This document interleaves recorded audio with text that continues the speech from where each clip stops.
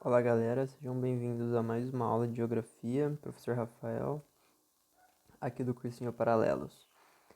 Na última aula a gente discutiu sobre blocos econômicos, deu para dar um norte para vocês sobre capitalismo, socialismo.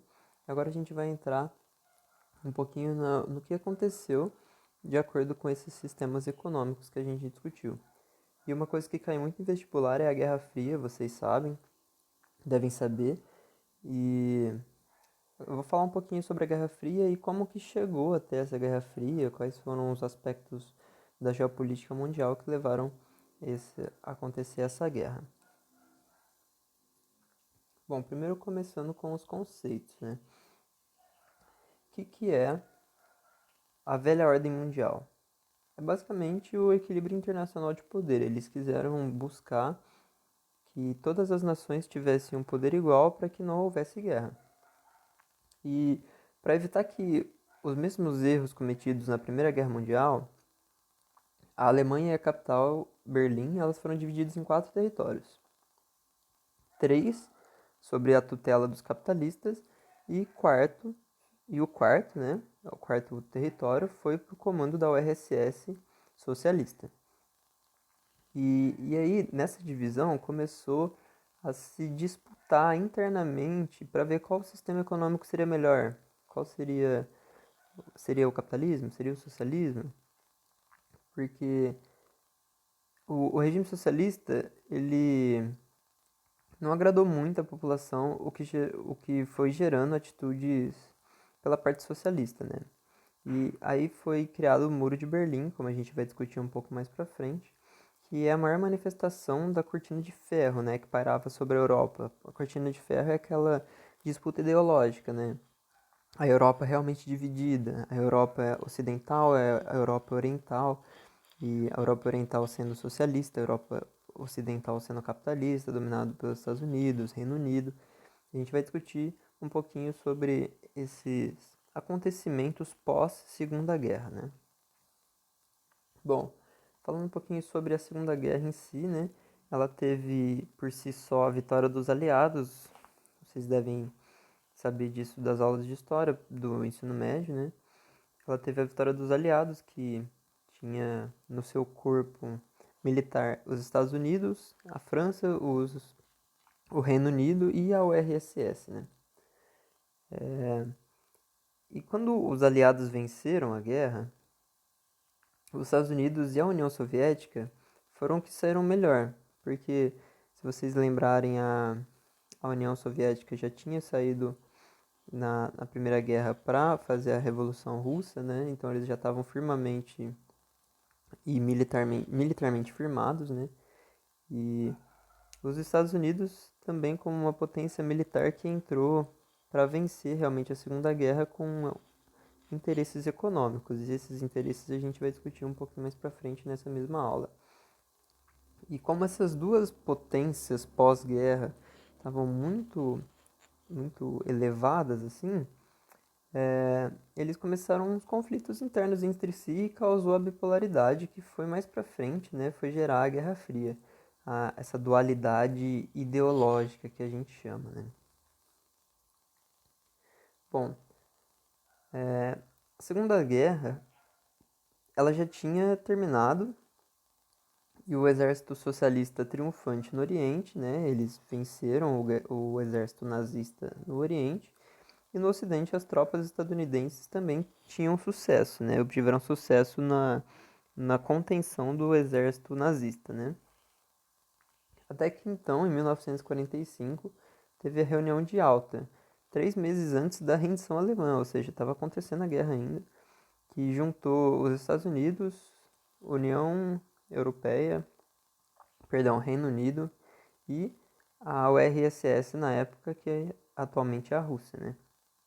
E o Exército Vermelho, que é o exército da Rússia, já tinha ocupado o leste da Europa todo. Eles tinham espantado as tropas nazistas e tinham dominado o leste europeu. E esses territórios que eles tinham dominado dos nazistas foram aderidos ao domínio soviético. E se a gente for comparar com o lado ocidental, o lado a oeste, né, os Estados Unidos e o Reino Unido também firmaram um acordo, né, que eles iam meio que manter a manutenção e a soberania capitalista no Ocidente. Então, enquanto no Ocidente os Estados Unidos, Reino Unido e ali a França também tinham interesses capitalistas, a União Soviética tinha interesses socialistas ali no Oriente, né?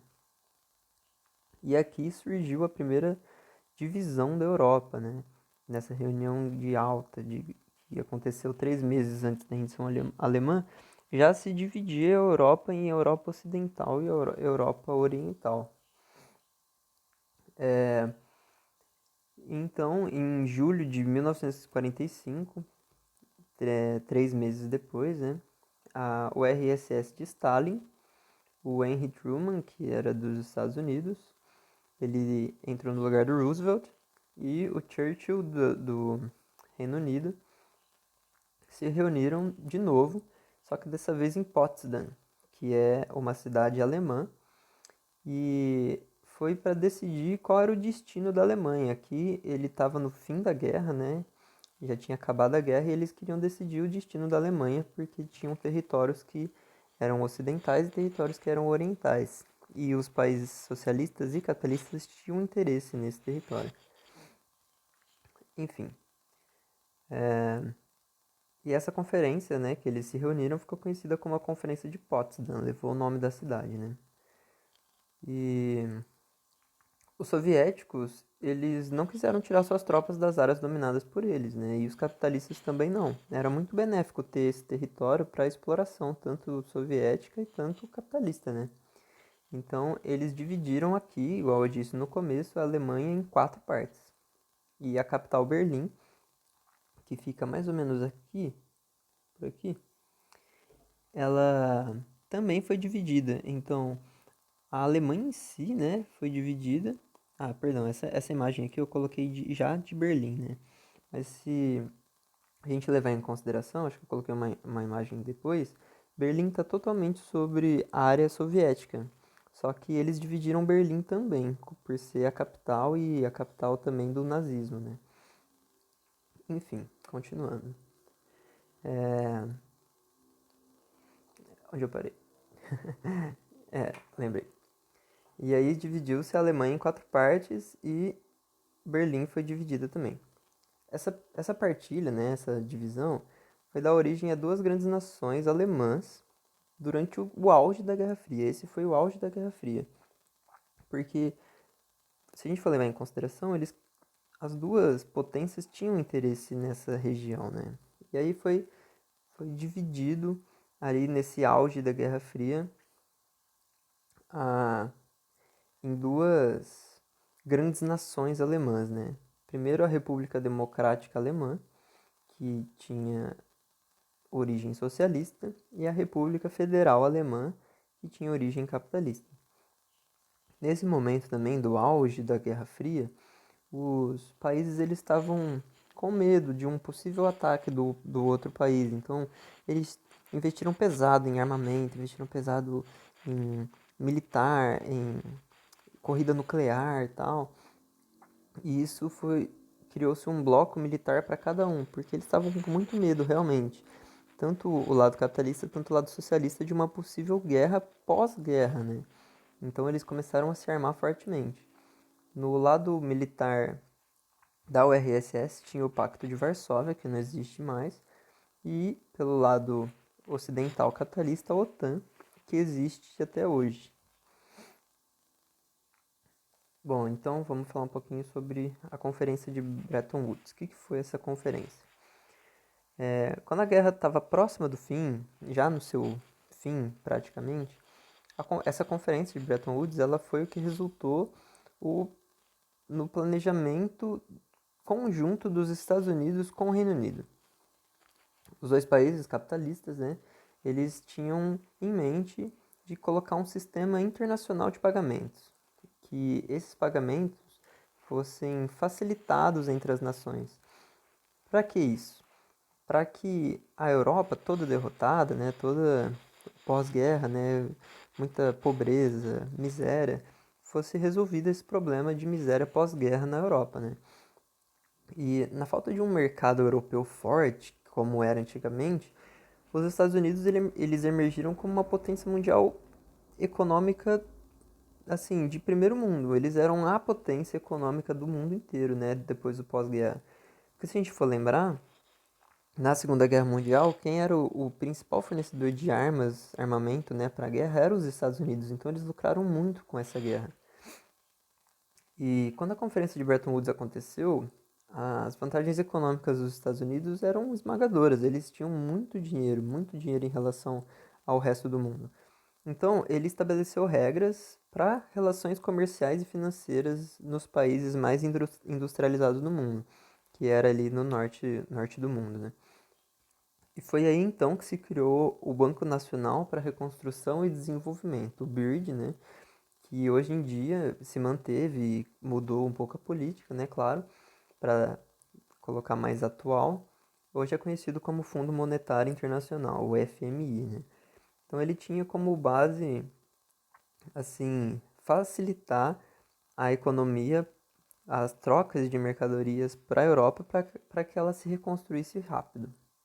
E o que eles fizeram dentro dessa conferência de Bretton Woods? Eles aplicaram uma doutrina chamada Doutrina Truman. O que é essa doutrina? Depois de muitos encontros entre os líderes dos aliados, né, que venceram a guerra, o presidente dos Estados Unidos, né, o Truman, ele reforçou a Guerra Fria. Por quê? Ele estava contestando o expansionismo soviético, porque de um lado os soviéticos queriam avançar mais terras, queriam deter mais poderes, e do outro lado os ocidentais também. Então, foi uma corrida mesmo por poder, né? E esse Truman, ele contestou esse expansionismo soviético e elegeu ele mesmo, os Estados Unidos, como o líder de uma missão para frear o socialismo. Ele estava realmente assustado, né, com a possibilidade do socialismo se expandir, dominar outras nações, e ele queria frear esse socialismo, né? E nesse contexto todo, uma das primeiras medidas que ele adotou, né, foi a criação de um plano. Que esse plano ele era para dar ajuda financeira para a reconstrução europeia. Lembram que eu falei ali da conferência de Bretton Woods? Agora é realmente botando em prática, né? E esse botar em prática, igual eu disse, foi feito por o secretário de Estado dos Estados Unidos, o George Marshall, em 1947, tanto que ficou conhecido, né, como Plano Marshall. E esse Plano Marshall, ele tinha em mente a reestruturação da Europa com uma base forte de injeção de capital americano. Mas não se enganem aqui pensando que os Estados Unidos tinham interesses humanitários em reconstruir a Europa. Claro que não. Eles tinham interesses financeiros, eles tinham interesses de dominar o mercado financeiro mundial e para isso eles precisavam de mercado. E quem ia consumir as mercadorias deles iam ser a Europa. Só que a Europa estava destruída e não tinha mercado para rodar a moeda deles. Então os Estados Unidos teve uma visão à frente e reconstruiu para que eles consumissem os produtos norte-americanos, né? Enfim, em pouco tempo, essas nações, né, elas foram recuperando fôlego. E se a gente comparar, né, ao mesmo tempo que estava acontecendo esse plano, o governo dos Estados Unidos ele implantou uma política interna ali na Europa de caça às pessoas que supostamente, né, estavam pregando o socialismo. É como se fosse um caça às bruxas 2.0, né? Só que dessa vez é caça ao socialista. E ficou conhecido, né, esse episódio como macartismo. E esse macartismo ele foi muito severo esse posicionamento estadunidense foi muito severo. Entre 1950 e 1960, nessa década, teve muita tortura, morte, prisão, por causa dessa ameaça socialista que estava supostamente, né, sendo implantada na Europa Ocidental. Isso foi causando muito medo na população e isso também deu mais gás aos capitalistas, né, aos burgueses de, de continuarem o seu domínio na Europa. Até que começou a disputa em si, né? Começaram a disputa por Berlim. Como eu disse, Berlim, a antiga capital do nazismo, né? Era muito interessante, muito benéfico para as duas grandes potências mundiais. E no meio desse rigor todo do Plano Marshall e do rigor também oriental, não pensem que foi só os Estados Unidos que adotou um plano de rigor. Claro que não. Os soviéticos também tinham esse rigor todo no, no lado oriental, né? Eles eram um governo ditatorial, então vocês devem imaginar que devia ter muita repreensão também, claro. Então, nesse meio todo, dessa repressão toda, os Estados Unidos começou a planejar a formação de um Estado alemão ocidental. Eles queriam realmente fixar esse Estado capitalista ocidental. Então, os Estados Unidos, França e Reino Unido, né, aquela tríade ocidental na Alemanha, começou um processo de formação unificada das terras que eles detinham naquela, naquela divisão de Berlim. Posso voltar aqui para vocês verem? Ó, aqui nessa divisão eles queriam unificar essa parte ocidental e tornar uma Alemanha só. E aí o que aconteceu?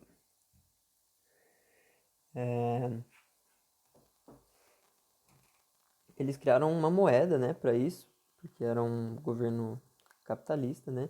Eles criaram uma moeda do lado ocidental que chamava o marco alemão. E esse marco alemão ele não se estendia para o leste do país, né? Porque era domínio soviético num regime socialista. E como consequência, o líder socialista, né, Stalin, na época, né, mandou bloquear todas as passagens terrestres que iam da Alemanha Ocidental para a Alemanha Oriental. Isso ficou conhecido como o bloqueio de Berlim, né? E enquanto isso, do lado ocidental, eles planejavam estratégias, né, para quebrar esse bloqueio, porque era muito benéfico para eles ter esse mercado oriental também e dominar a Alemanha toda. E para isso eles responderam, né, criando uma ponte aérea entre Frankfurt e Tegel, que eram duas cidades do lado oriental e uma cidade do lado ocidental, né? E esse bloqueio não deu em nada, né? Porque criaram uma ponte aérea, os Estados Unidos criou muitas estratégias para que chegasse essa moeda, né, esse mercado para o outro lado da cidade. E então durou 10 dias esse bloqueio. E nesse mesmo ano, né, em 1949, foi proclamada a República Federal Alemã do lado ocidental e também teve a resposta pelo lado oriental, né? Proclamaram a República Democrática Alemã, que teve como capital Berlim. Isso em 1949. Aí, lá em 1960, o governo soviético ele impediu a passagem de cidadãos para o lado ocidental, porque muita gente fugia do lado oriental para o lado ocidental, porque lá as qualidades de vida eram melhores, eram mais desenvolvidas, né? E muita população do lado oriental fugia para o ocidental. E como resposta a isso, o governo, né, da URSS realmente subiu um muro, o muro de Berlim, né, que dividia a cidade de Berlim em duas, o lado soviético e o lado capitalista, né. E a subida desse muro foi o símbolo máximo do conflito ideológico entre capitalismo e socialismo. Não teve um marco tão marcante assim quanto esse na história de divisão de interesses ideológicos, né?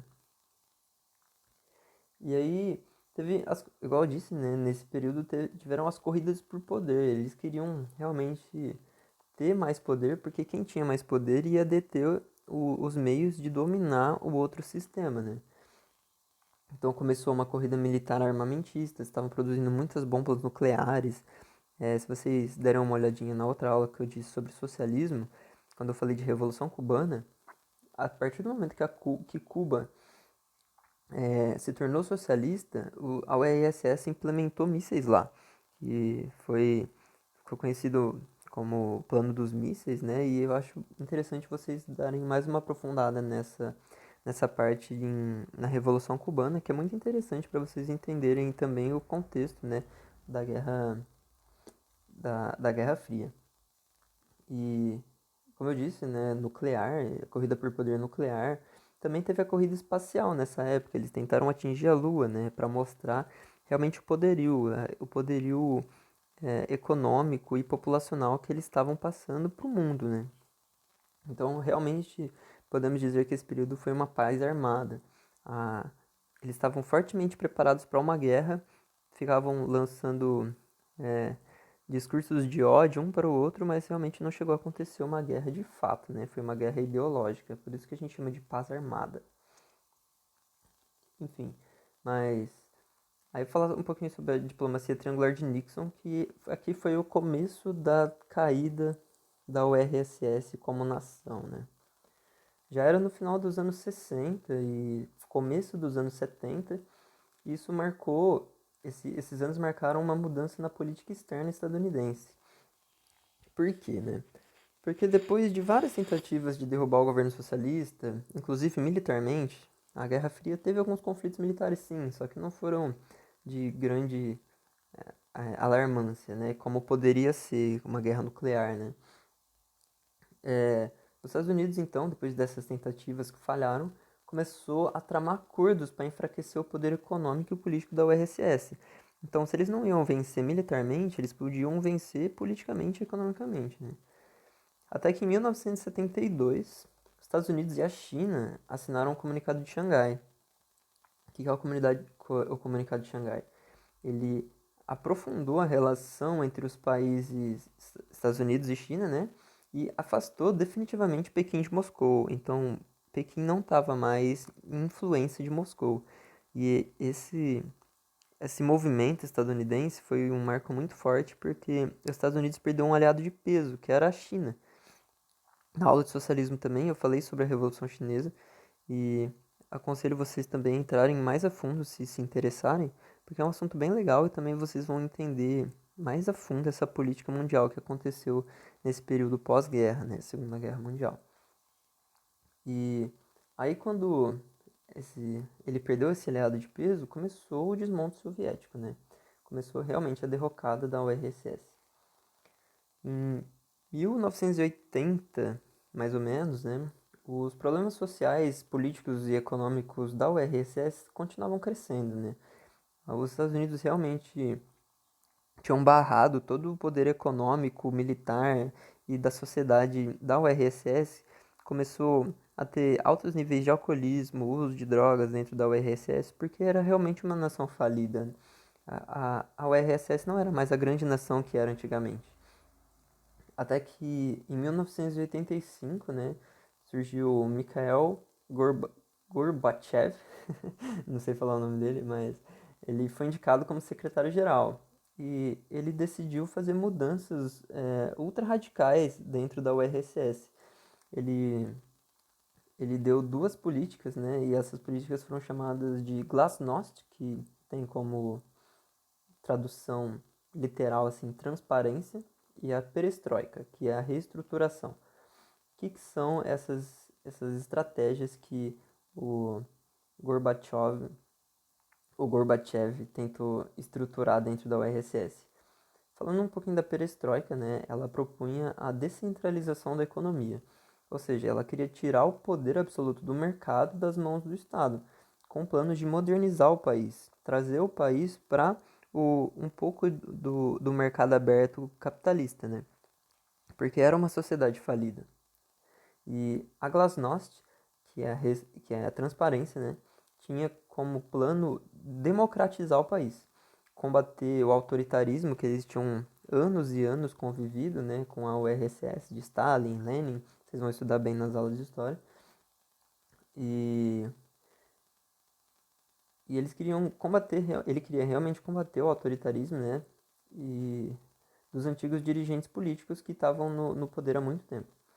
Os presos políticos acabaram soltos, né? Eles foram soltos.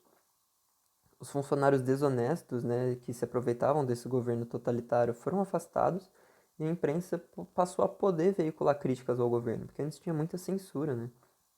Então, o Gorbachev, ele gerou, assim, divergências dentro do país, né? Os conservadores queriam manter, né, o governo da URSS, a glória que tinha, e os ultra-reformistas queriam manter essas ideias de Gorbachev no país.